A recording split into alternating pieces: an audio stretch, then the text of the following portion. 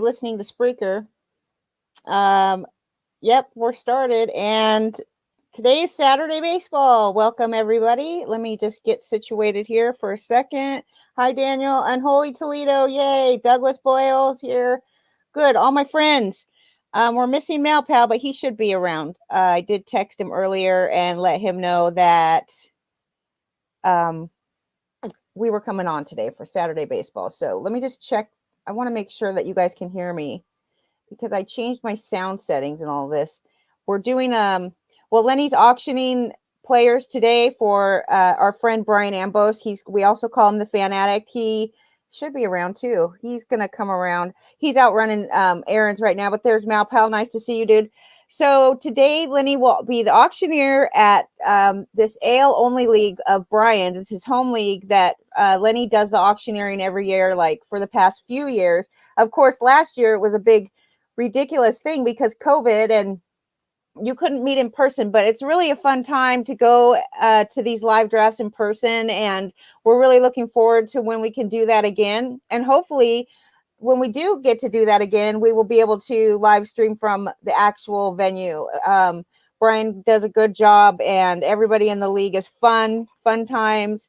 So we're looking forward to that. We're going to try to live stream it today on the Zoom meeting. And Lenny's just really good at auctioneering. You know, it's like the job he was meant to do. Between that and play-by-play, I think Lenny is like in his element at the most. So today we're going to talk about the first waiver wire. Okay, how exciting is that?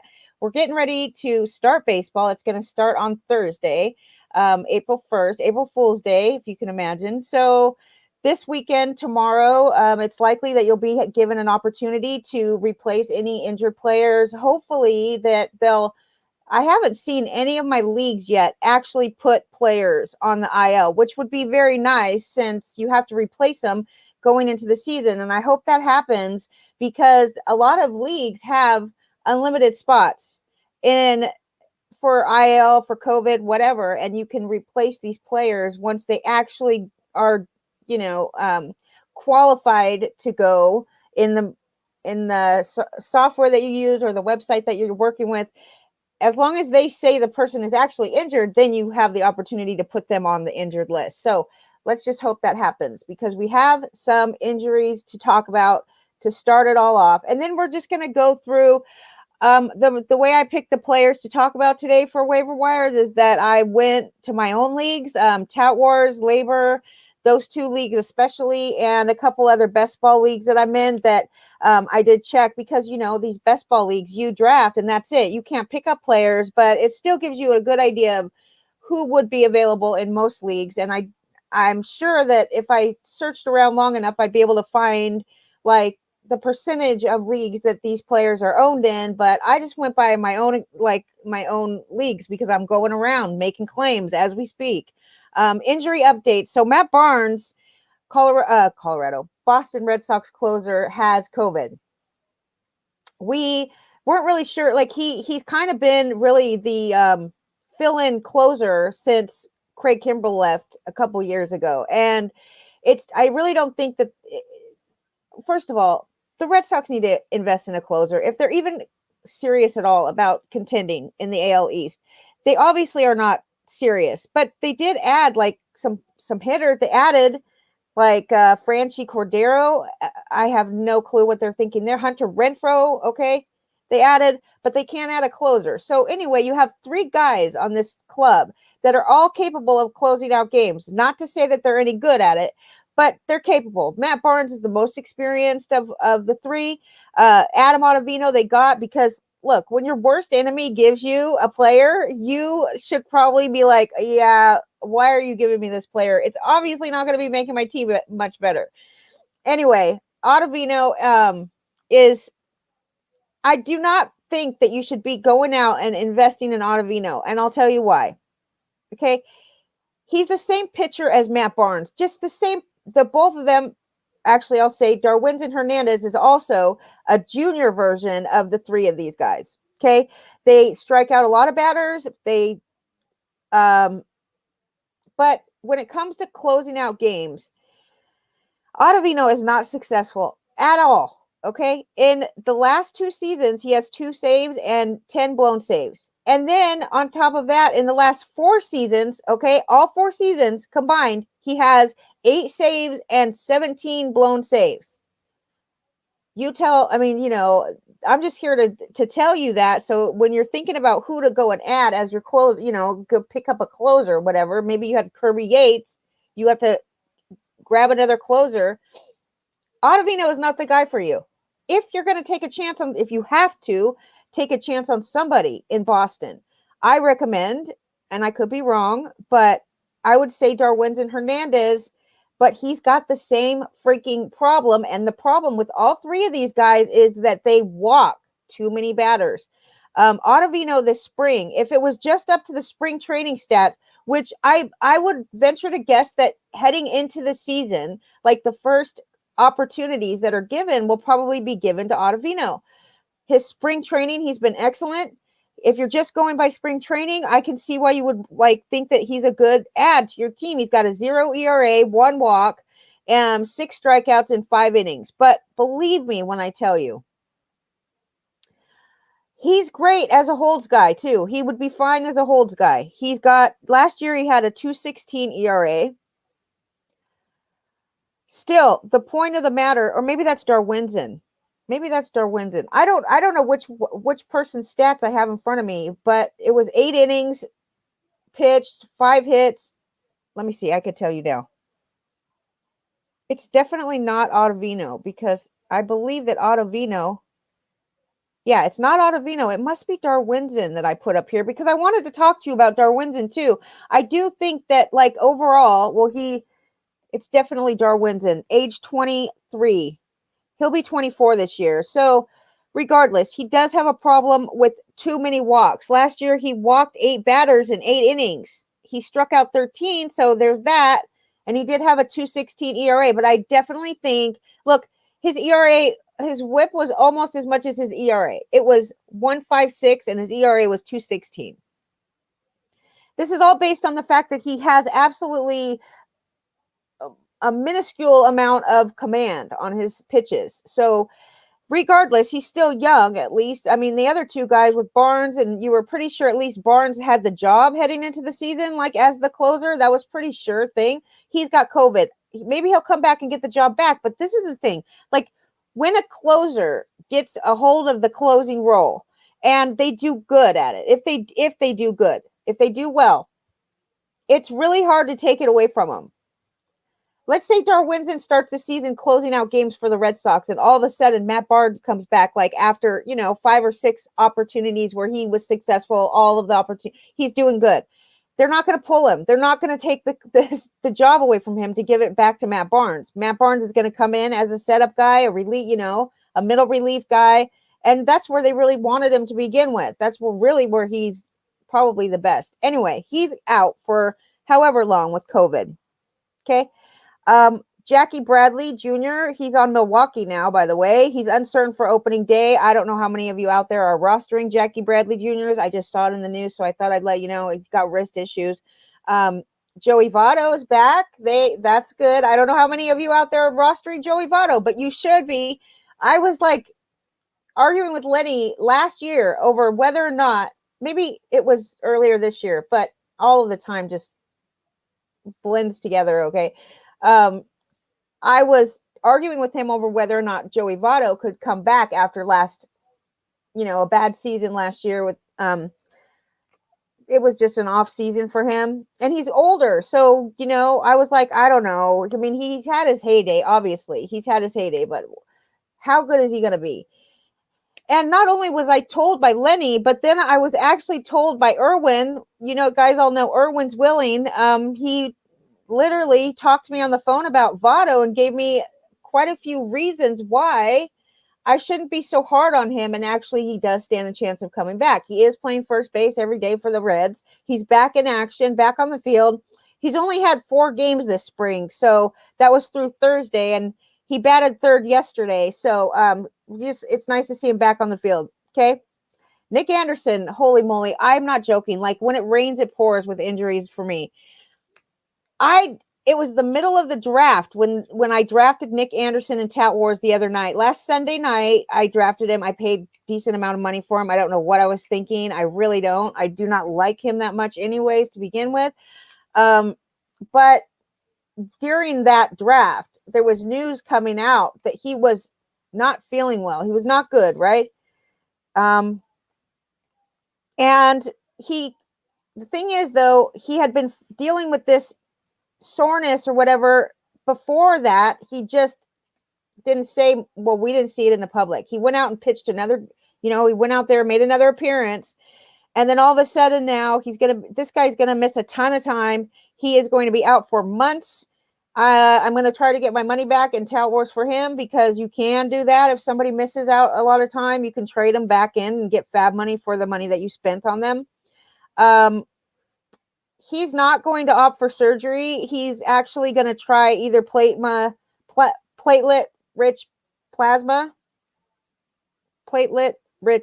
or stem cells, which I think is great that we're even trying these two methods of repairing injuries, because these cells will just go in there and they will turn into whatever your body needs, which in this case would be like platelets and whatever it is. It's like steroids, okay? Stem cells are exactly like steroids when it comes to healing, because they will go in there and they will heal up way quicker by these stem cells turning into whatever it is that your area needs, and they'll shoot it right there in the injury. So we'll see what happens. Like, this is not a treatment that's been used a lot. We don't really know. We don't have a lot of examples of this, but we do know recently that there was several pitchers that opted for these treatments rather than Tommy John. And a couple of them are doing okay. A couple of them aren't. Like, we just have mixed results for this type of treatment.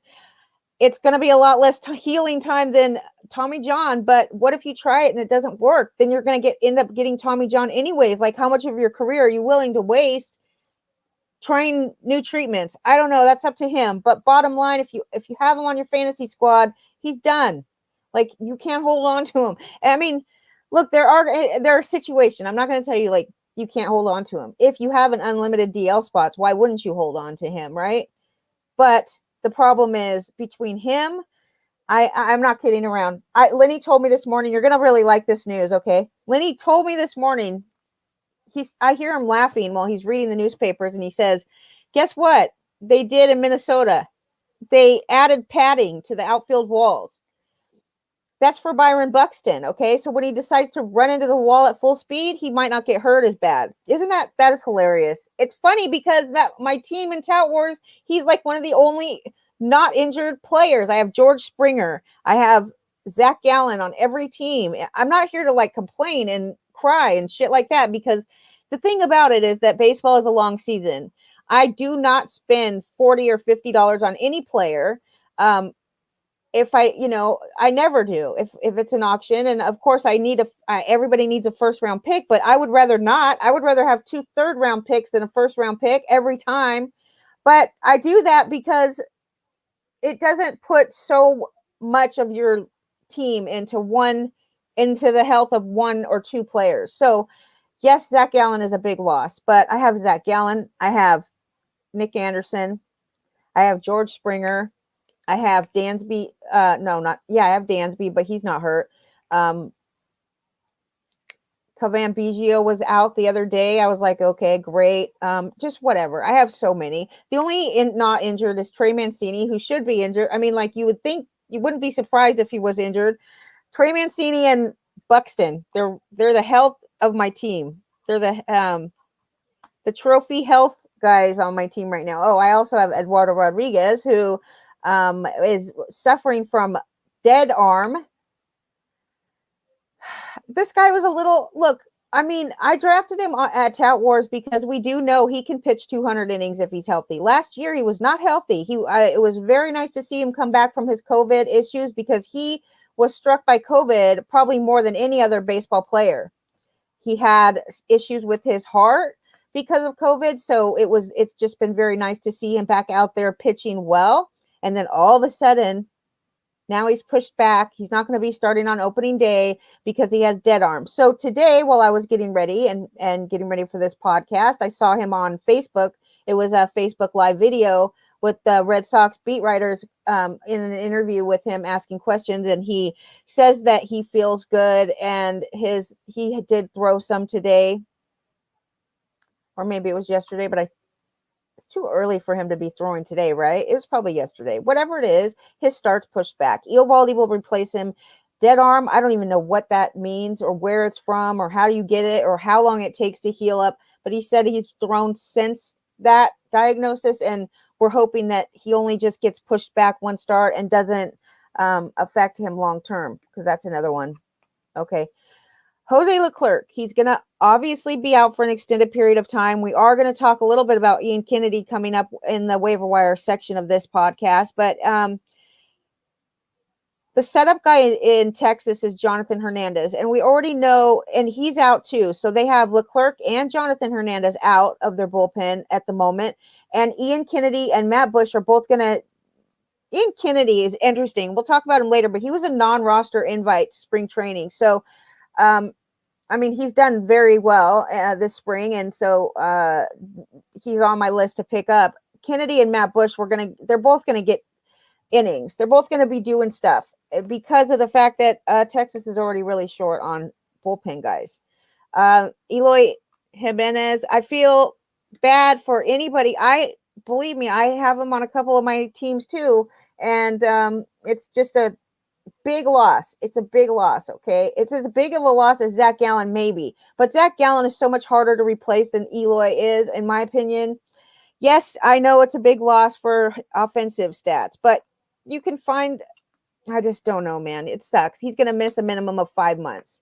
So, I mean, if you're a White Sox fan and you have to hold on hope, then you could tell yourself that he might be back in time to play in the playoffs. If they make the playoffs, he's a huge loss for them. And even though the top of their rotation is good, there's concerns about the rest of their pitching. So we'll see. Francie Cordero, by the way, is starting in left field now. He went 1 for 3. He had a triple on Friday. That was against Tampa Bay. Now, what's going on with Francie Cordero? I mean, I would be surprised if he started the season healthy. And to go even further than that, I would be surprised if he makes it 3 weeks without getting injured or something happening. Probably an injury. Just who knows with him. But he seems like he should be ready to get started. There are some position battles that I put on here, and there is no position battle. I don't know why I put it under the position battle section, but we do know now that Casey Mize and Tariq Skubal will open the season on the Tigers in the rotation with the Tigers, because they have Spencer Turnbull out with COVID and Julio Teheran, which kind of useless anyway, but he's day-to-day right now. These two guys, if it turns out like when Turnbull comes back or Teheran comes back or whatever, there is definitely a lot of question about how long Casey Mize and Tariq Skubal will stay in the rotation, because they need them right now in the rotation, but they are absolutely going to be monitored on innings. Talk about monitored on innings. These two are going to be even more so than the normal monitored on innings, especially because they're so young. But it is nice to see the Tigers putting these guys in the rotation to start the season. You just don't see it very often, and time after time again, like today it was Nico Horner. He's gone back down to the minors, even though he's been hitting like absolute fire this spring training. They have no valid reason to send Nico Horner down, besides the fact that they already got away with it with Chris Bryant. So why would they not do it? That's the question. Why would a team not do it?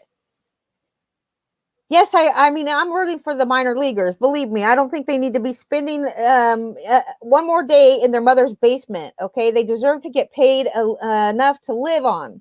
But the way that it's set up right now, it absolutely encourages teams to treat the minor leaguers like shit. That's all there is to it. I mean, think about if you're a minor league player or you want to get into baseball and you're very good in college, and you take a chance and you go play in the minor leagues. You could play in the minor leagues for the next 10 years of your life and just be not good enough barely to get called up to the majors, to get a contract, to get like, a payday. And for those 10 years, you're wasting away your youth while you're living on your mother's couch because you can't afford to have a wife. You can't afford to have, you can't even barely afford to have a girlfriend. If you do, she's probably paying the bills, taking a big chance on you.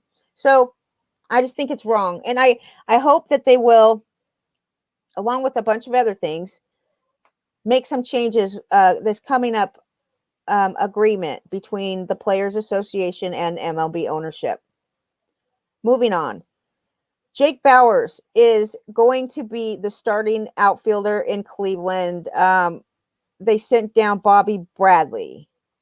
Oh, I don't even know. This is just totally unnecessary news for you. Neither of these two, in my opinion, would be somebody that you'd want to put on your active roster in fantasy. And that's what we're here to do. So let's move past it. Milwaukee, Josh Lindblom, he's headed to the bullpen. Brett Anderson is going to probably get the fifth spot in the rotation.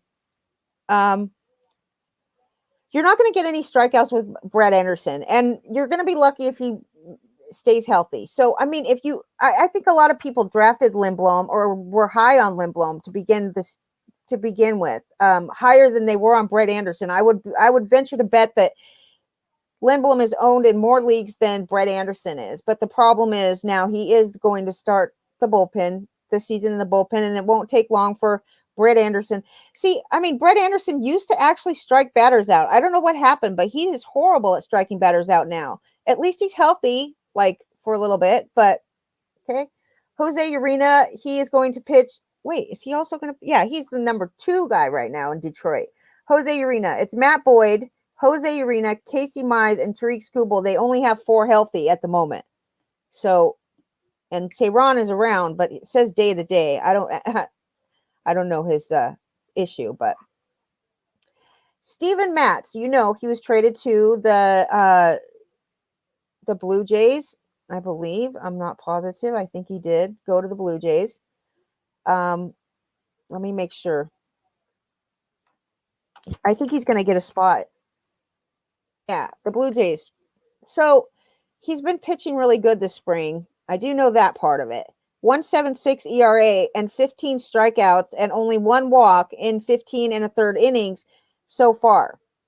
He's worked up his pitch count to 81 pitches. They're absolutely got him, he's going to probably be in the rotation. Let me take a look here at this depth chart real quick for the Toronto Blue Jays, and let me look at their pitching. They have Ryu, they have Robbie Ray,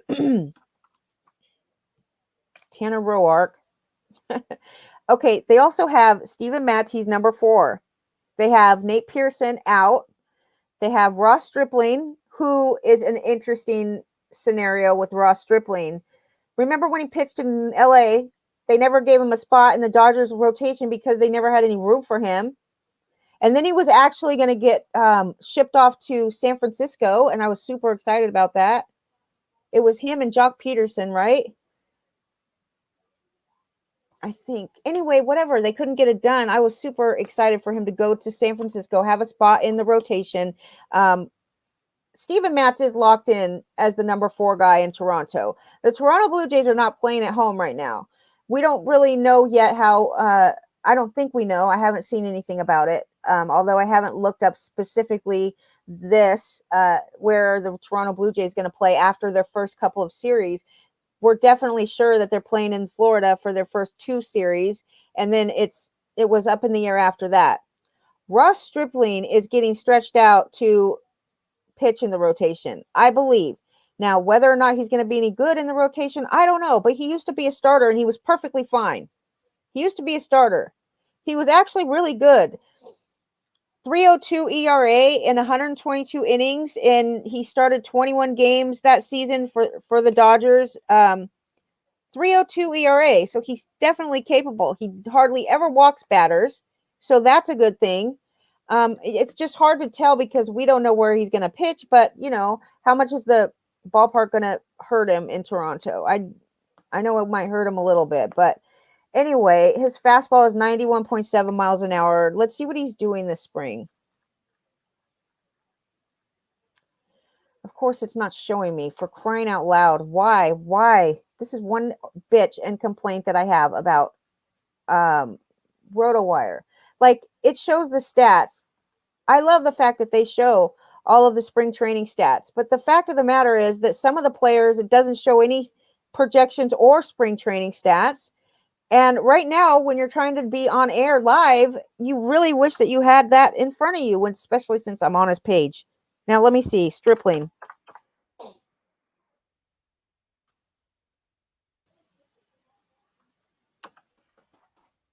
Ross Stripling, 8 innings pitched, 11 hits, ouch. 5 earned runs, 9 strikeouts. He's got a 5.19 ERA, and he's only walked 1, though. I'm telling you, he hardly ever walks anybody. He might be somebody to look at if you're looking for someone to pick up that, and, you know, it's bare on your league, in your league, whatever. Anyway, Steven Matz, I do think Stripling is going to get a chance to start some games. And I told you already that Nico Horner was sent down. David Bote or Eric Sogard will play second base for the short term. I do think Nico Horner is going to get brought back up as soon as it's fair to say that he's not going to have his service clock started this season, which is a bunch of bullshit if you ask me, but that's the way it is. Bote played 7 games at second base last year. He might not even qualify there to start the season, but he will qualify at third base. He's just not good at hitting left-handed pitching. Eric Sogard is not good at hitting any pitching. So if you have to choose one of these guys, I guess it would be David Bote. He's like going to be utility. He's going to probably hit all over the place. He hit 7 home runs last year. Lenny likes David Bote because he, you know, that was his guy he chose at spring training to say that this guy looks like a baseball player. He reminded him of, God, who was it? Dustin Pedroia, I want to say. Maybe that's wrong. Anyway, his batting average was 200 last year. So, and I say Sogard isn't any good at hitting any kind of pitching. And that's true also because his batting average was probably less than 200 last year. Anyway, 7 home runs David Bote hit. He was on pace for 19 home runs, 78 RBIs, 41 runs. That means he hits at the bottom of the lineup. And 5 stolen bases. So, is he great? No, he can't hit lefties. Is he going to get opportunity at the beginning of the season because they sent down Nico Horner? Yes, that's true. Now, let me tell you about a couple of youngsters that have been sent down but need to be very closely watched because I believe as I was going through this information, I said I put a separate section for expect these rookies to be coming up, these prospects that, you know, it's very rare that any of these prospects will start on the major league roster, but these guys deserve to be looked at. Alec Manoa, he's a Toronto pitcher, okay? He struck out 15 batters and 1 walk in 7 innings this spring. He did get sent back down, so his ERA was 0. I would say that he's going to be one of the first to come up because they obviously have a need for pitching. So keep an eye on Alec Manoa, Toronto pitcher. Jazz Chisholm, of course, Miami second baseman. He's 23 years old. He was batting .273 this spring with the .351 on-base percentage in 37 plate appearances, 3 home runs, 4 stolen bases, 4 walks, and 11 strikeouts. Jazz Chisholm will be up sooner than later. Dalton Jeffries is Oakland's starting pitcher. He has been very good this spring. He has a 1.38 ERA and a 1.49 batting average against, a .77 whip, and a 20-3 strikeout to walk ratio across 13 innings this spring, over 5 appearances. So he only had like either 1 inning or 1 start of major league experience. So it's just not enough to be comfortable starting him in the majors. Plus, it's all about the clock. Dalton Jeffries, Oakland starting pitcher. They obviously need, they do have, Oakland has quite a few pitchers that they can put into their rotation right now because they're dealing with injuries. They have AJ Puck. I mean, you can't, what are you going to do? That's just the Oakland A's could really use a good solid starting pitcher in their rotation. And I'm not saying you're going to get that from Dalton Jeffries in his first year in the majors, but he's somebody to watch. I don't see his name flashed around a lot in circles. So, I think he will definitely be called up sooner than later. And Nico Horner, of course, Nico Horner, 353 was batting. 353 with a 405 on base percentage, 6 extra base hits, 5 RBIs, and 3 stolen bases. Okay. Over 13 Cactus League games. Explain that one to me. It has nothing to do with how good you are in the spring. It has everything to do with keeping you down until your service clock can't start. And if you are needed in necessity, Andrew Vaughn, I know they're trying to work out a long-term contract with him before the season starts. They're running out of time. But either way, Andrew Vaughn, with or without Eloy Jimenez getting hurt, I believe they were planning on using him as their DH. I even thought Alex Kirilloff would be up. The beat writer in Minnesota said he is absolutely going to, he didn't say absolutely, but he was pretty convinced that they had convinced him that he was going to be starting at the major league level, but he's not either. So let's talk about some guys you can pick up. That's what this show is all about. I'm already a half hour into it. Okay, let's get through it. Let me check in the chat room. Say hi. Malpal says, bad day to stop sniffing glue. Daniel, I know. And Daniel's a big White Sox fan, and he has Eloy in 2 of his leagues. I'm not surprised at that, but his heart is broken. I know. Wait, Luke Voigt is out now? Luke Voigt? I didn't see that. I didn't see that news. But I'm going to check on it right now because it's that important. Luke Voigt out now. God, there's a lot of freaking... What's up with this? There are so many injuries like the last few days. At least I'm not the only one. Let's look at Voigt. Out. Ooh. Oh, yeah. Okay, he already had this problem. He already had this. He's supposed to be coming back. Oh. How? Okay, hold on a second. Spring training, he had 40 plate appearances. He was batting .219. I don't have Voigt on any of my teams, as you could tell. They said that he's got a partial meniscus tear. He is going to undergo surgery. He just recently underwent an MRI that revealed the extent of his knee injury, but he's not going to be able to participate in any baseball activities for at least 3 weeks following this procedure. We don't know when he will be able to return. And so guess who? Jay Bruce. Jay Bruce, God, I was just reading about him the other day. I was just reading something about Jay Bruce not knowing if he was going to make the team or not. And that's it. Now it goes from him not being able to make the team to now he's a starting first baseman. This is when you wish you had Bird back, right? Greg Bird. You don't wish you had Greg Bird back, okay? Also, Derek Dietrich and Tyler Wade could see increased playing time at first base. It's not, first base. It's pretty easily. Let's see who else. Luke Voigt out. Ouch. That is tough. Let me check. I went on auto draft in 2 of my drafts last night, and I feel horrible about it. I do not like doing that at all, so let me check. Okay, I'm not there, and I'm 12 picks away, and I'm 2 picks away in this other league. I have 3 drafts going on right now, so got to check in. I hate being the guy. There's one guy, and we have a best ball draft going on with Douglas and Malpal and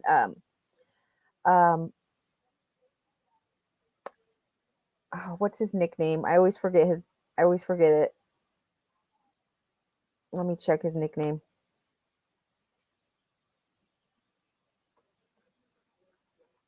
I'm so sorry, I forgot. But the point of this is that Douglas Boyle and this other guy who takes 4 hours every time it's his turn, and then he takes himself off of auto, and then he takes another 4 hours, and he takes another 4 hours. It's like it's the most Stardog is who I'm talking about. Stardog, if you're watching this, okay, it has nothing to do with you. But Douglas Boyle gets into this argument with this guy named Deuce Man. His name is Dous. MANBOOM, Deuce Man Boom. And the reason that I tell you that is because Douglas, like the first, I'm gonna use a curse word here. I'm just repeating what this guy told to Douglas. But Douglas was like, I wonder why people sign up for these drafts and then they don't ever check in, like to make their pick. And this guy comes back and he didn't like it, so he tells Douglas to go get fucked, right?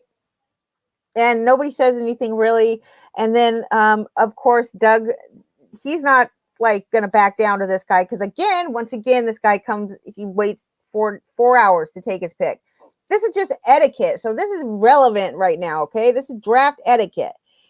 Yes, of course, you're going to miss a couple times where you're late to make your pick. And yes, there's going to be maybe a time or two throughout the draft that you go on auto draft. Nobody's going to be that mad at you for that. I mean, I'm not one to talk because obviously I just went on auto draft in 2 different leagues. It's really tough in these slow drafts to be at the end because you have like so many picks in between that it's just forever, right? So anyway, so Douglas does not back down off of this guy, even after he said that. And he says, when it's his turn again and he's taking all day to make his pick, Douglas goes, douchebag is up again, right? He called him douchebag. And it was so funny, dude. It was hilarious that he called him that. And then douche man boom is being douche man boom. That's what he says. And then, you know, of course, this guy is so offended that he's like, you need to check yourself, blah, blah, blah. And Douglas, like, then engages in this long conversation with this guy in the chat room, right? We don't know who this is. He doesn't really know us, obviously, but the point is this guy's talking about how he's got like 50 different drafts going on, right? And I have a very little sympathy for that, okay? Because, and his team is absolutely horrific. So the reason that he probably has 50 drafts going on is that he obviously is either he's just a gambler and he's not really a fan of baseball. He just like wants to gamble. And so that's likely what it is, that he's a gambler and not, he's probably a stock market. He's probably a day trader or something.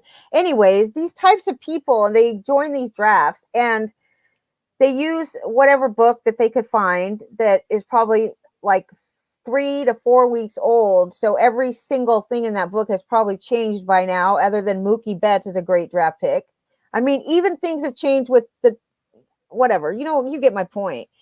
But so Douglas goes on and on with this guy. And the thing is like one person said, if you don't have the patience to be in a 4-hour wait, you know, a 4-hour pick draft, then don't join the ones that take 4 hours. That everybody is allowed to take up to 4 hours to make their pick. And yes, I get that. I understand that. But if everybody took 4 hours to make every pick, we wouldn't have a league until freaking the All-Star break. So, you know, it really messes up like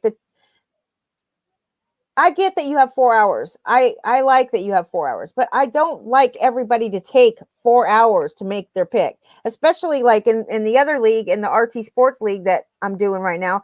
They will text you and tell you when it's your turn.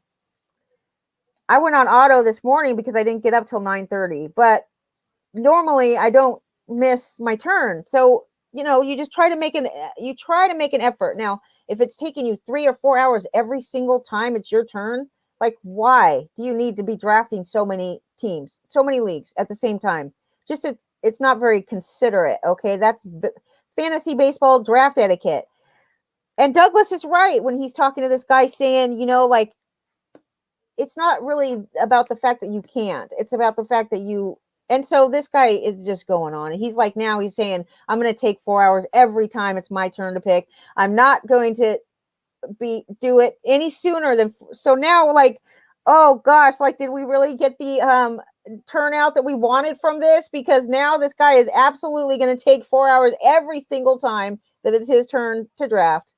And so I tried to make a joke, but my jokes are sucky. The only time I'm funny is when I'm not trying to be funny, but that's that. So let's go back to this. So, okay, let's pick up players. Corner infield. Why is Kyle Seager available in Tout Wars? That means he's available in many leagues. And Lewis, remember Lewis? I used to remember having discussions with Lewis and debates over Kyle Seager because he would say that Kyle Seager is really vanilla player. He's not exciting in any way. And that's probably true. He's not exciting in any way, but if he's healthy, he absolutely should be on somebody's roster active because he's going to hit 25 home runs or, he was on pace last year for 24 home runs. His batting average is not great, which I don't know why that is because I didn't do any further examining past the fact that he really doesn't strike out a ton. So I don't know why his batting average is so horrendous. But he's better in on-base percentage leagues than he would be in a regular league.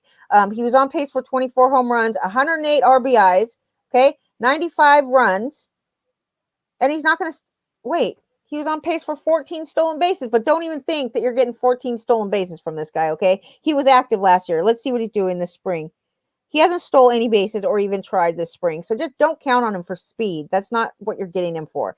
You're getting him because he bats third in the lineup. He plays third. And that's a position that is not that deep. So the fact that he's available in Tout Wars is beyond me, but he will get you good numbers batting number 3 for Seattle.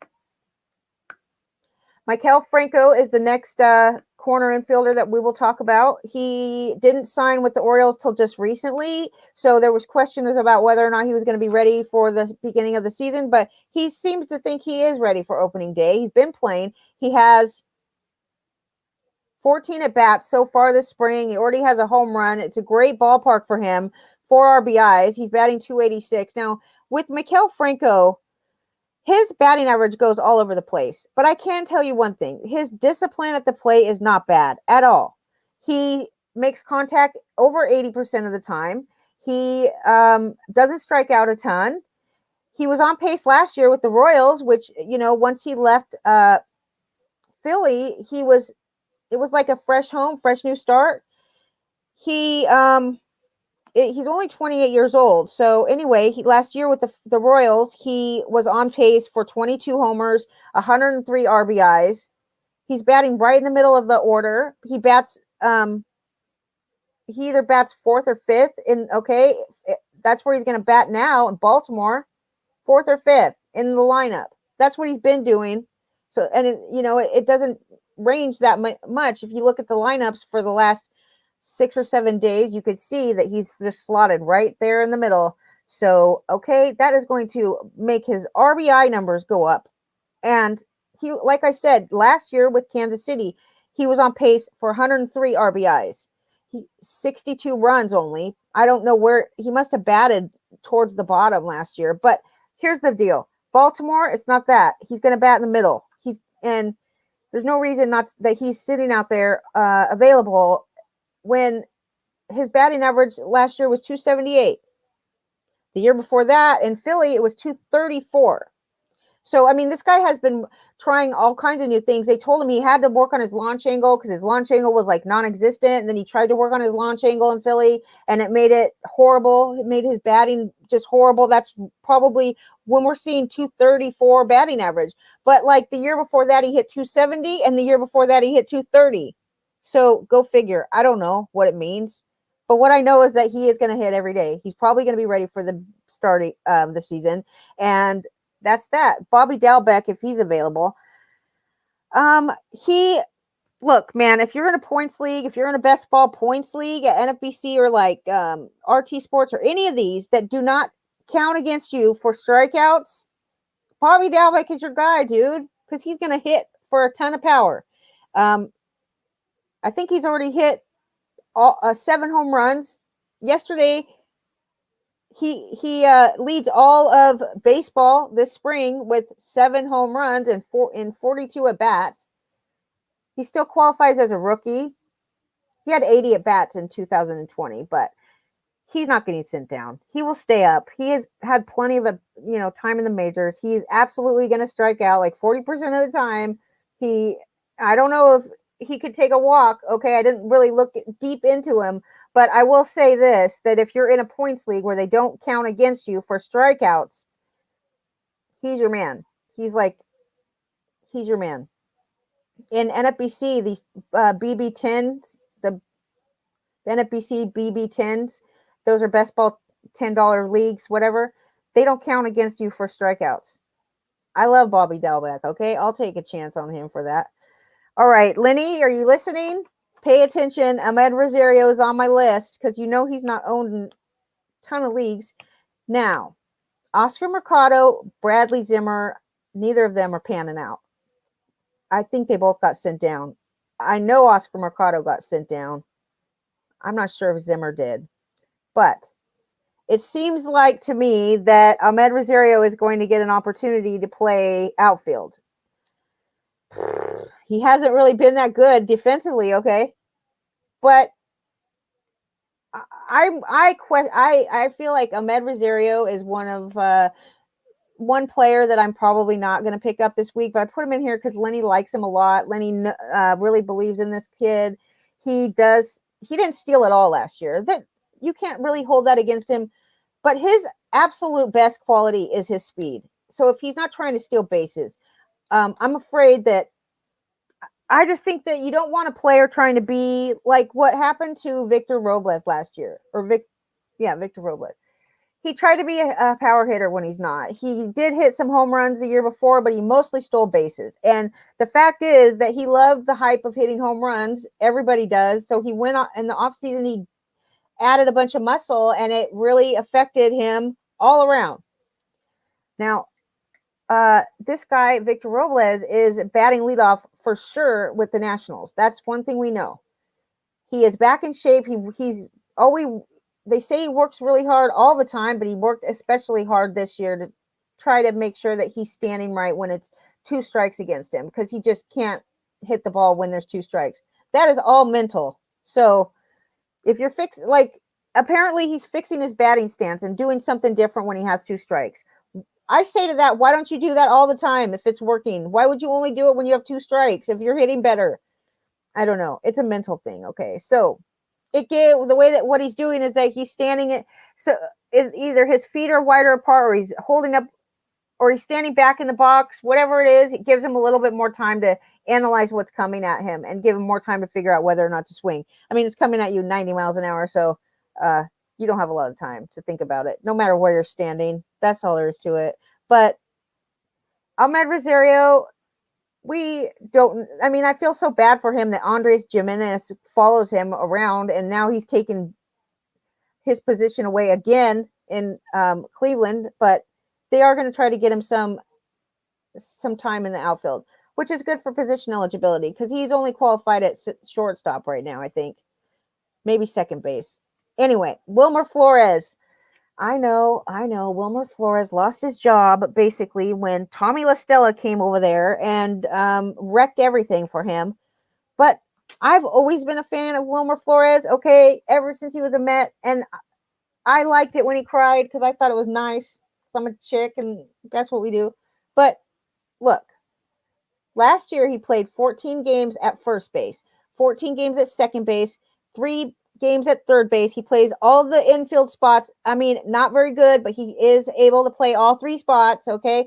And everybody said last year, oh, he doesn't have an everyday job. He's a utility guy, okay? He's never been great for fantasy, but he absolutely is useful for fantasy, especially in times when you go to the waiver wire and he's always there and he's actually playing in game. And last year, he was on pace for 32 home runs, even in San Francisco. So don't tell me that he's useless, but the fact of the matter is he doesn't have an everyday job right now because of Tommy La Stella. But hold on a minute. That's the bad news. The good news is it's not good news, but it's okay news. You are dealing with 2 guys in Evan Longoria and Brandon Belt who are not healthy fully. Brandon Belt had heel surgery, okay? And we've been thinking all the way up until just yesterday that he was probably going to spend time on the injured list to start the season. So the fact is he came back yesterday. He debuted on Wednesday in spring training. So he made his comeback on Wednesday for the first time this spring. He made his first, that was as a designated hitter or utility, whatever, DH. And then Thursday he played at first base. So Brandon Belt, he admits that he's not full strength. He had heel surgery. If he goes down, or if he needs to spend any time out, which he's going to be getting breaks anyway, regardless if he's healthy or not, he's still going to need breaks.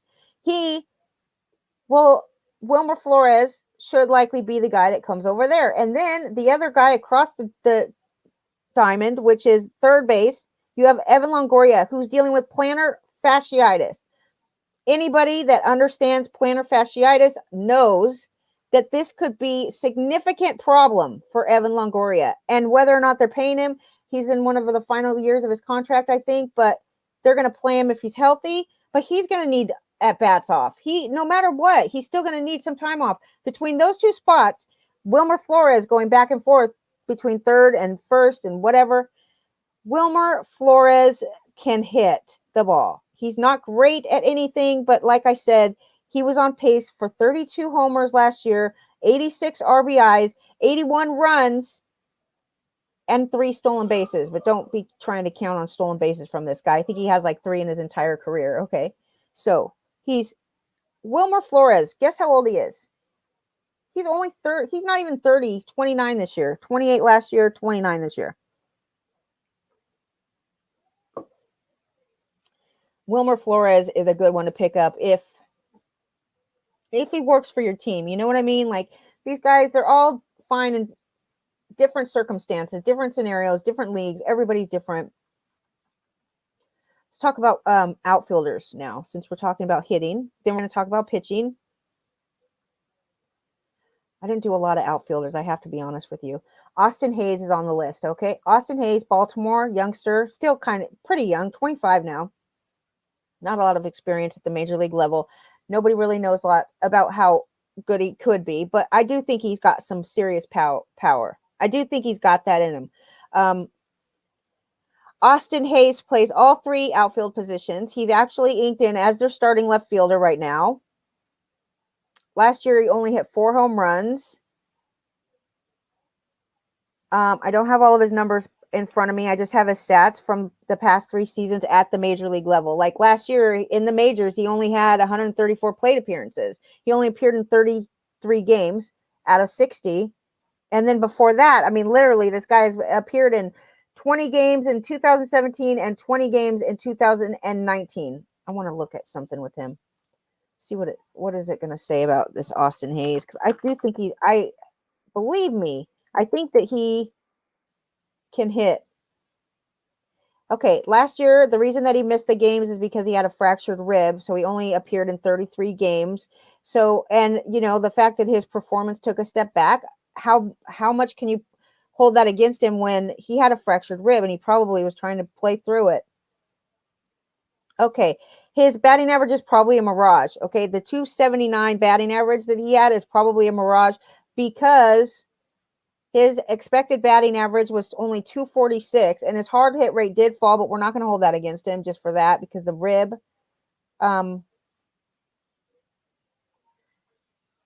He plays good defense. That'll keep him in the lineup. I don't know. I do think he's got more power than what this is showing me. I do think he does. He hasn't shown that in the majors, so don't hold me to that though. Okay, 79% contact rate. 18% strikeout rate. That's not bad at all anymore these days. He only walks 6% of the time. He's playing. If he doesn't have a lot of power, he's going to have more power than normal because he plays in Baltimore. Baltimore's are great for power. And let's see where he hits in the lineup. Holy moly, he's all over the place. Austin Hayes, all over the place. Bats first, second, fifth, sixth, seventh, eighth, ninth. Let's see how he does against lefties. He's okay. He's obviously better against righties than lefties, but not bad against lefties either. So we'll see about Austin Hayes. He's serviceable. He's going to play every day right now. He's the starting left fielder. He can play all 3 positions just in case. But like I said, his defense is good enough to keep him in the lineup. So if you're looking for a body that's warm, that goes to the plate and hits balls, he could be it. Hunter Rimfroe. I can't even believe he's on my list. Okay. Hunter Rimfroe, though, is not having a bad spring. That's why I put him on my list. Because other than that, I would not be having him on here. Even though we know he can hit for power. Look, he's going to hit, you can pretty much count on 30 home runs from this guy if he plays all the time. What you also can count on usually is a horrible batting average of like 216, 210, which isn't even that bad anymore, considering that the entire league's averaged batting average is like 230 at this point. So it's gone down a lot. But last year, last year he batted 150. He's only 29. We know he's got power. That's the thing. If you're in need of power, let's talk about the fact that it's interesting with him striking out. In fact, because of the fact right now his spring training strikeout percentage is 24.5%, okay? In 2019, he struck out 31% of the time. That's unacceptable, dude. But look around it. It's 24%, 29%. Who knows with this guy? He has had a full season of at-bats in San Diego when he was there last in 2019. And last year he played in 42 games for Tampa Bay. With Rimfroe, the bottom line is he is going to hit a lot of home runs. He is going to. That's it. He's going to hit a lot of home runs. So far this spring, he's hit 3. 9 RBIs. Don't even ever think that you're going to get any kind of steals from him, but he's only 29. So that's what we're working with. He's going to start. He's going to be in the starting lineup. That's all there's. That we love. Brandon Nimmo, another one that's probably available in way too many leagues. He is 12 for 39 this spring with hitting 308 with 2 doubles, 1 triple, a home run, a stolen base, 6 walks, and 10 strikeouts. He bats leadoff. Okay? He bats leadoff. He's going to bat leadoff. That is right there all you need to know about Nimmo. He's not going to hurt your batting average. He's going to get counting stats. He's batting in front of Francisco Lindor for the Mets. And he is absolutely should not be, okay, on the waiver wire. So if we had to put these outfielders in order so far, he would be at the top of the list for who to pick up for the outfielders. Corey Dickerson is also on there. It's pretty good. Starting left fielder for the Marlins. No, he's not going to, his mediocre home run numbers, his mediocre power did not it did not help him to go to Miami. Miami's the worst place a hitter could end up, okay, because you can't hit home runs out of that ballpark. But Corey Dickerson is useful because of the fact that he is great. No, he's not useful because he's a great clubhouse guy. I'm not going to act like, I think we should, though. We should have a category in fantasy for good clubhouse guy. Veteran player. They should get points for this. He's a left fielder, okay? He strikes out 16% of the time. His 82% contact rate so far. He's getting older. He's 32 now. So last year he was on pace for 46 RBIs and 19 home runs and 68 runs. That means he hits at the bottom of the order. He's still going to hit some home runs. He's not going to hurt your batting average for the most part. Last year his batting average was 258. He played 52 games out of 60. I expect his batting average to be a little better than 258, though. I would say more like 270, 275. Still, I thought even better than him was Alex Dickerson. And maybe I'm just partial because I have Alex Dickerson in a dynasty league and I really like the kid. I absolutely like him. The problem is Austin Slater, okay? Now, I was like, Alex Dickerson is great to put on my list for pickups, waiver wire. What is he doing on the waiver wire in Tout Wars? What is he doing there? He's there. I thought, this guy, he was on pace last year for 27 homers, okay?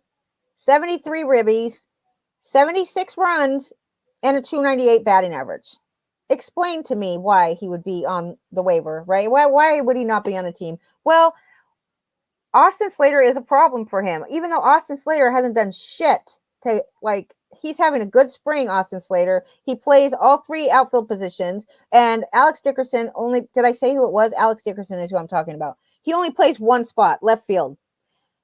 Austin Slater plays left, center, and right field. So that's could be good for Alex Dickerson in the sense that if he doesn't play left field, there's nowhere else for him to play. There's no DH. There's no other place for him. So it's either left field or nothing for Alex Dickerson. And I have to say that, like, in the last week or so, you look at the lineups, you look at the batting orders over the last week. Alex Dickerson has played in 4 out of 6, and he missed 2 games. So the games that he was not playing left field in, the games that he was not in the batting lineup, it was Austin Slater there.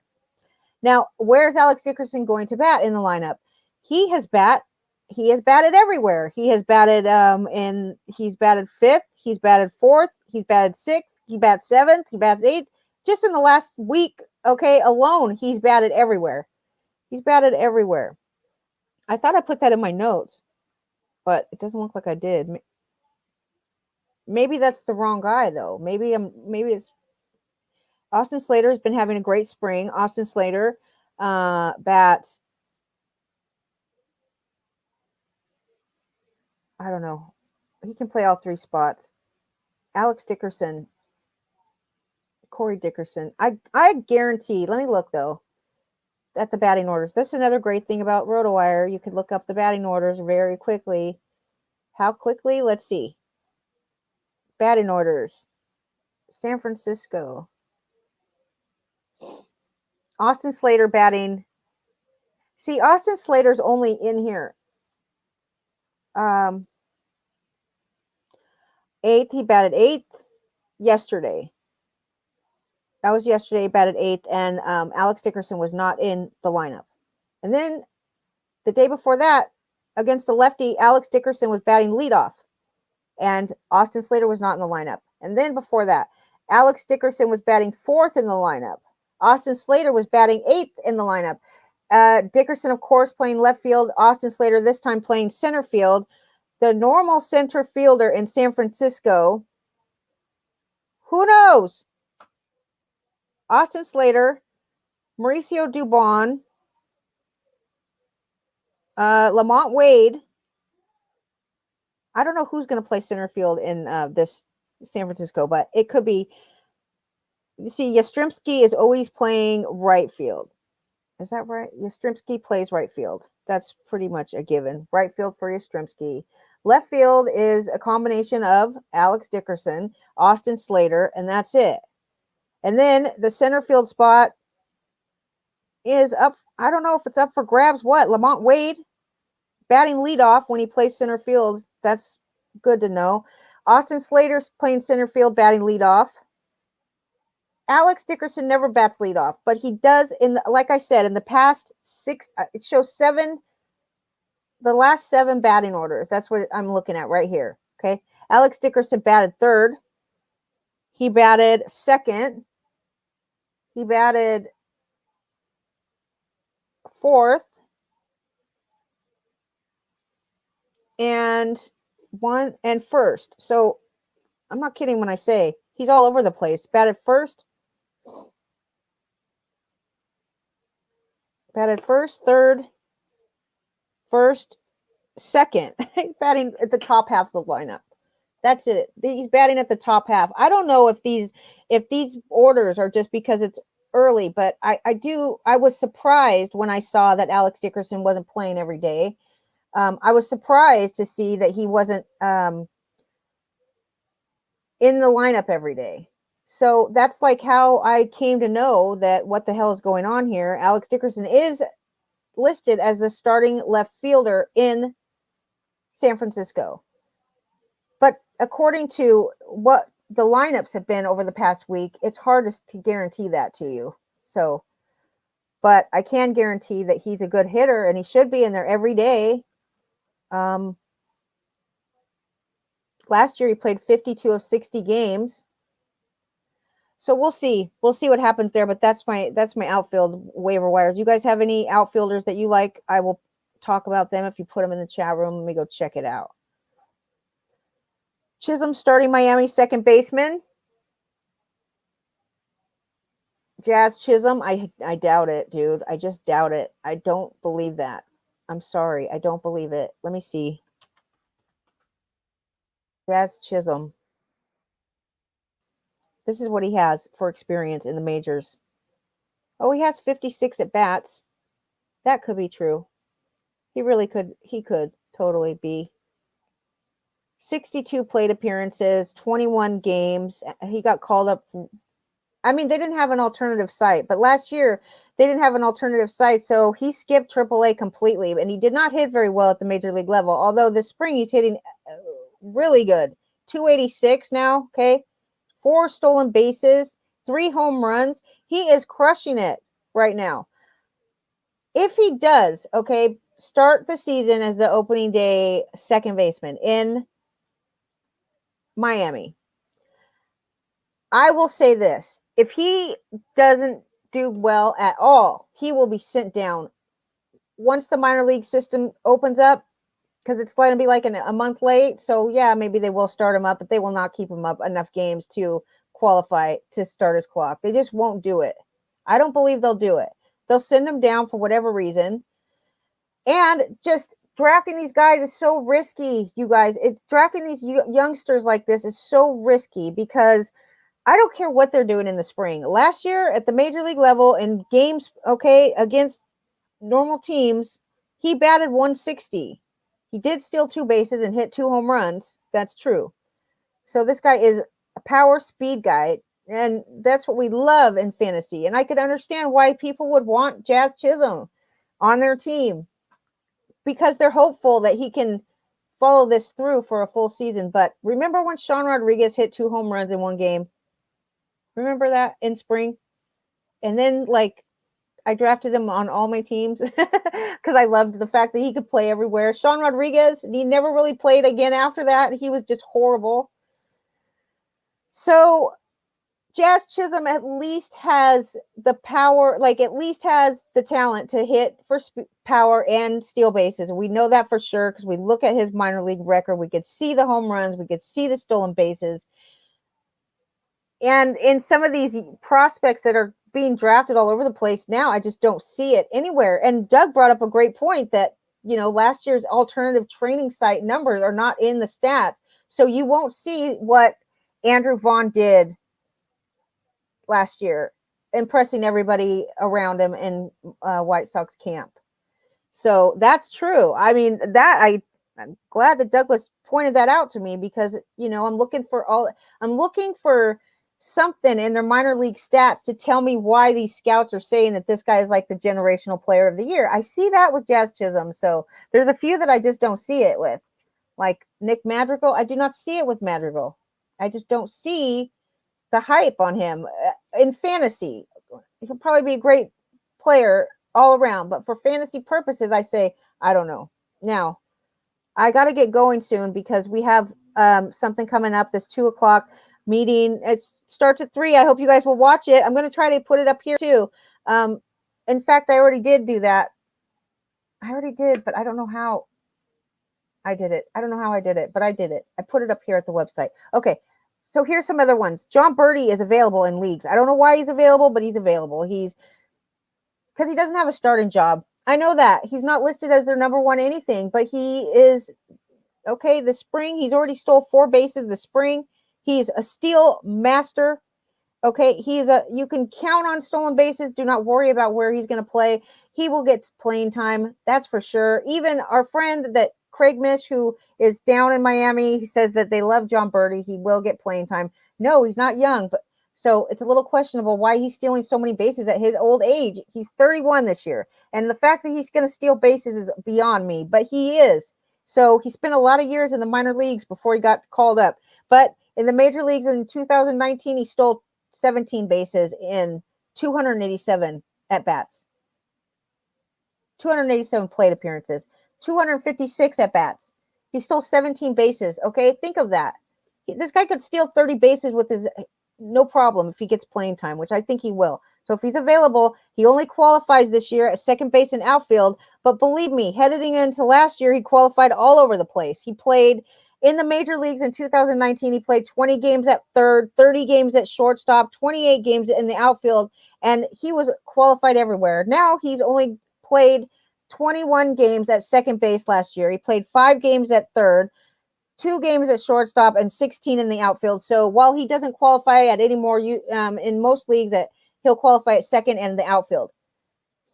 by the time the year ends, he'll be qualifying all over the place. I believe that. Jonathan VR is another one not being drafted. I know he doesn't have an everyday starting job right now, but chances are good he's going to get playing time. JD Davis is a worse defensive that they have a pretty bad defensive players. I think Brandon Nimmo and Dominic Smith are neither of them are great defensively either.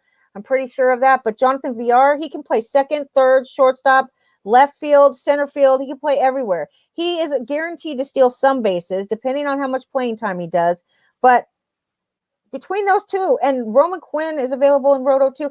See, this is a points league in Tout Wars, so I can understand why stolen base guys are available. Like Roman Quinn's available in that league. Miles Straw is available. Don't get so excited about Miles Straw either. He's not that good, and he's not going to be batting leadoff. I guarantee that.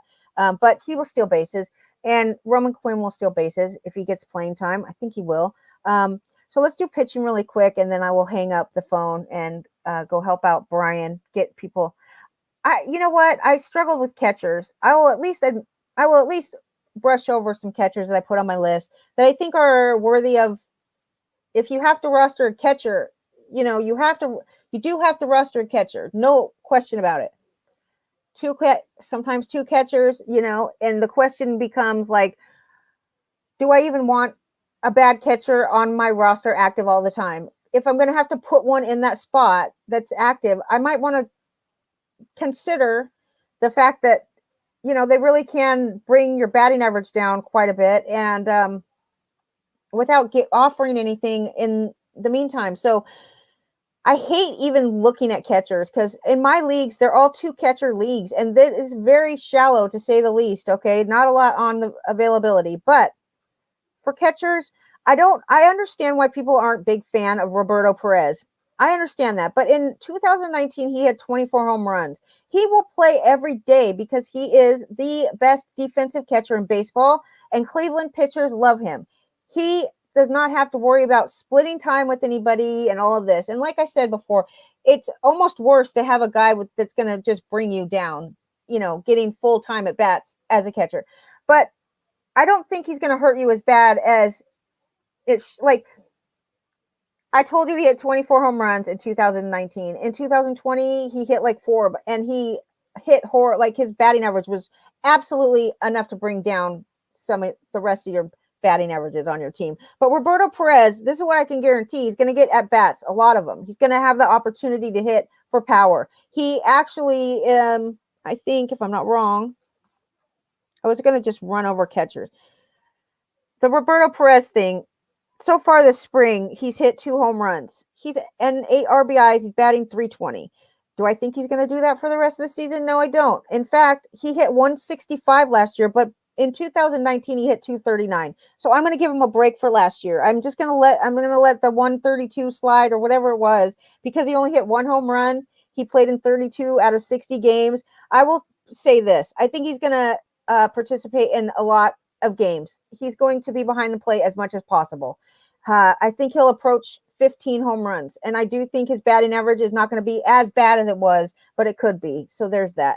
Yan Gomes is the starting catcher in Washington. He is available in one of my leagues, and I flabbergasted at it because he's not going to bring you down like that with the batting average. He is going to hit for some power. He should hit maybe 12 or 13 or 15 home runs. He is going to get most of the time. He's sharing it with Alex Avila, but I don't know how good he is, but he is the Yan Gomes. I will say maybe 10 to 15 homers. That's all you're going to get, but he's okay. His batting average is not going to kill you, okay? Jorge El Faro is another one. Miami, yes, we gave up on him. He was actually traded for Real Muto, I think. He went to Miami anyway, and it was part of that trade. He's ready to break out. Like, he's ready to hit his peak. And if Brian Ambos is in the chat room, he will tell you he's waited too many years on this cat, and he is done waiting. So there you go. That means he probably will break out. He's going to get, I don't know, 15 home runs, maybe 20. He's a good grab late in drafts, and if he's on the waiver wire, you should definitely get him. Austin Barnes is going to split time behind the plate with Will Smith. It's already been said that he is catcher 1B. Will Smith is catcher 1A. And although Austin Barnes is nowhere near the hitter that Will Smith is. Okay, he's probably not going to hit you very many home runs at all. He's probably not going to do that. The only thing is he is in the batting order with a bunch of guys that are like the best offensive lineup, one of the best in baseball. That's going to do something for him. All I'm saying, if you drafted Will Smith, you are not going to be that happy with what you get because Austin Barnes crushes him in the defense department, and he is going to get time behind the plate. That's all there is to it.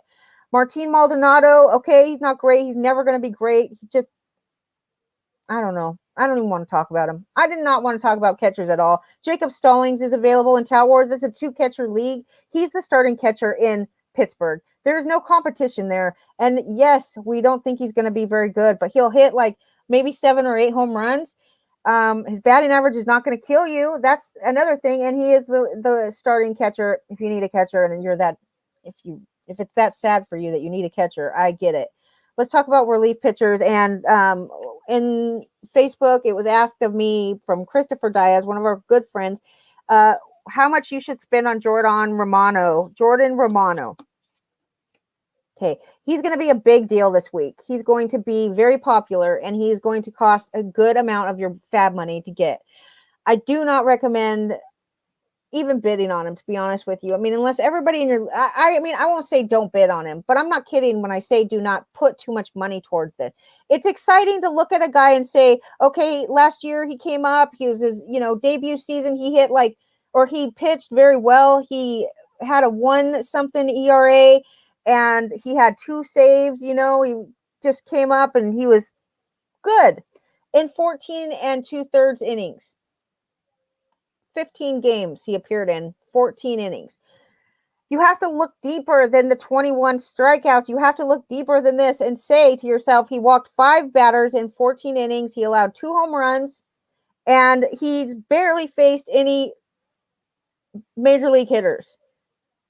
Yes, he's probably going to have the job now. There's no doubt about it. He's going to have the job. No way in hell am I going to be spending a good chunk of my fab money on this guy. That's how I feel about it because I don't trust guys that have only faced major league pitchers for like 15 innings. I just don't trust them yet because I don't know. He is going to be getting the first chance to get saves. That's true. He's got a 96-mile-an-hour fastball. That's true. His FIP last year, while his ERA was 1.23, his FIP was 3.12. That's still not bad. That's still okay. Pretty good. I'll settle for that. Absolutely. But I'm not spending a bunch of money. I will spend some money on Jose Alvarado, though, in Cincinnati.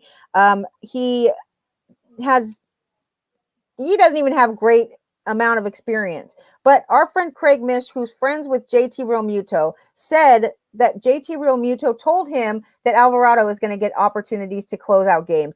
And on top of that, you have Lucas Sims. Wait.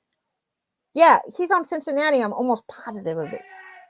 Philly? I think he's on Philly. He's going to get... Oh, I'm not supposed to tell. I'm not supposed to tell that Craig Mish told us, okay? But whatever, it's too late now. He's on the Phillies. All right.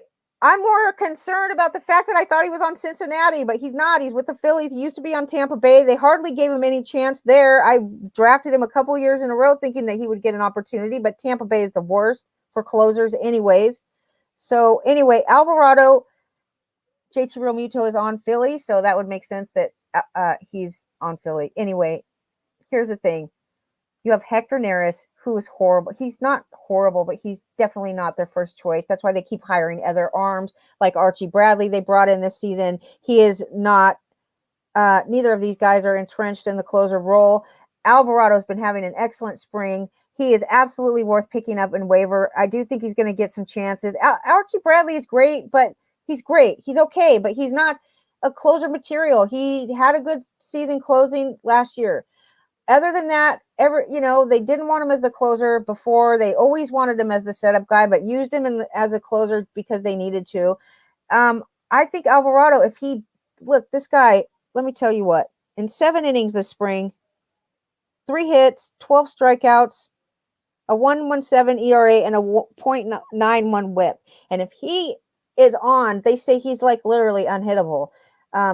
He hasn't been able to stay healthy. I'm not trying to guarantee that, but he's only 26. So Alvarado is a good one to look at on waiver. And also Stephon Crichton. I am determined to believe that Stephon Crichton is the closer in Arizona, because I do not trust Joaquin Soria, and neither of these guys have great spring trainings going so far. But Crichton is much better than Soria. Soria's got like over 12 ERA right now. I don't care how much money they paid him. He's 35 or 36 years old, and he's not been pitching well. And so this guy, Crichton, is not that young either, but he's 28. So at least he's still in his 20s. And last year, he ended the season great, looking good.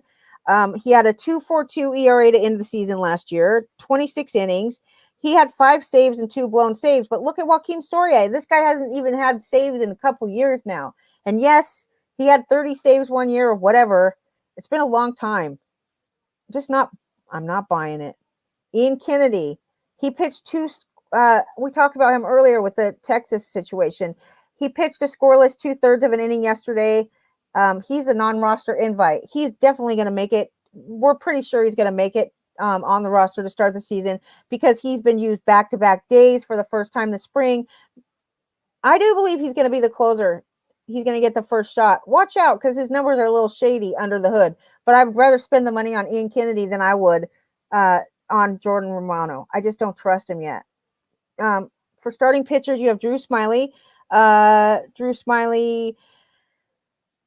Braves. You know what about Drew Smiley is that he was a huge question mark for the first part of his career. In fact, until last year, he just didn't do crap. He did do crap. We thought he was going to be excellent. Remember when he was pitching and pitched for Detroit, pitched for Tampa Bay, pitched for the Phillies. Last year, he went to San Francisco. But we had high expectations for this guy, okay? He had his first season in the majors was 2012. He pitched 99 innings.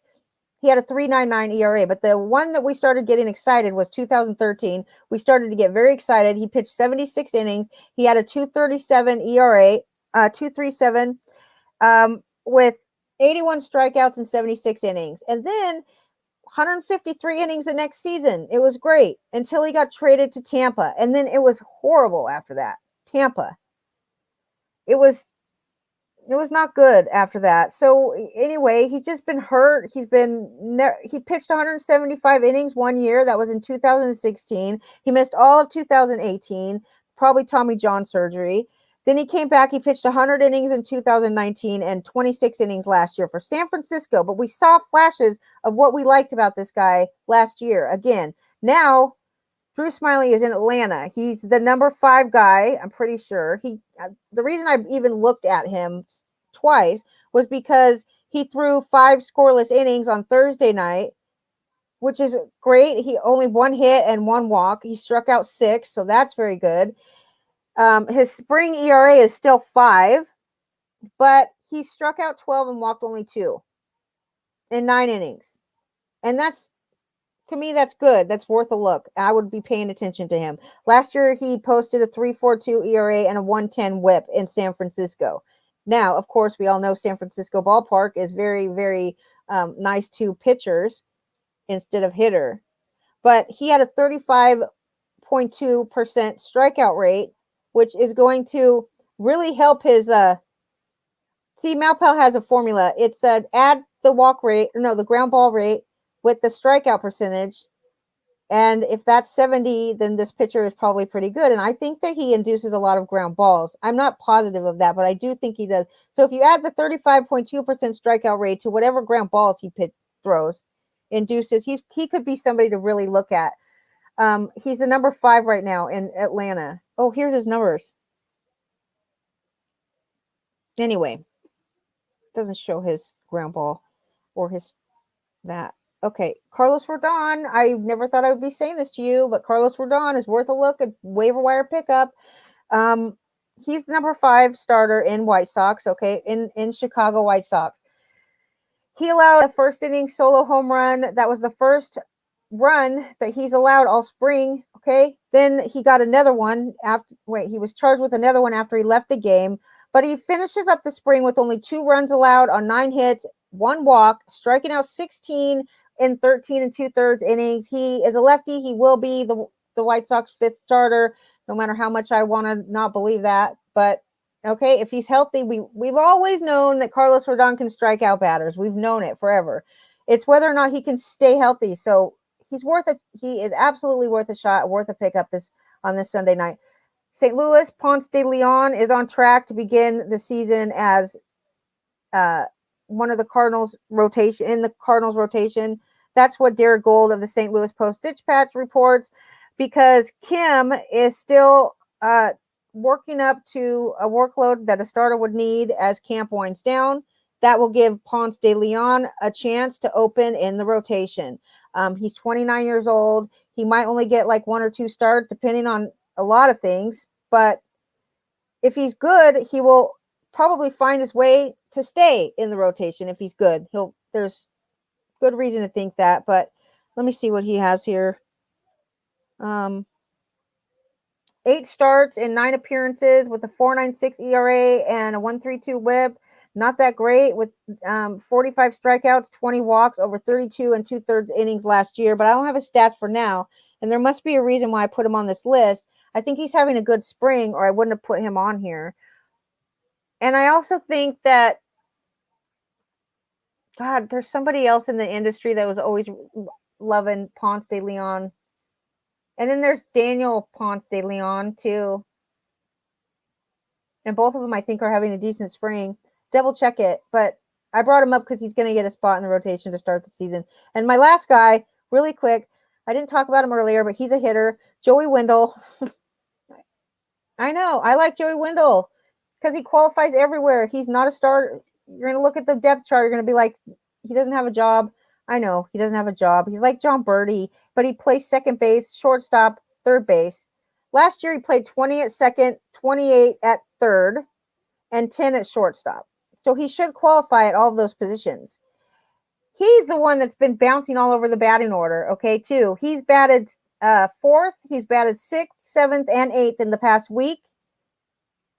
He's all over the place, but he's playing every day. He's playing pretty much every day. So he's going to steal bases. We know that for sure. He's a stolen base threat. That's for sure. He was on pace last year to steal 22 bases and hit 11 home runs with a 286 batting average. And if you need some position eligibility, this is your guy. I even probably recommend him more than Birdie, but I like both of them kind of the same. So anyway, I got to go.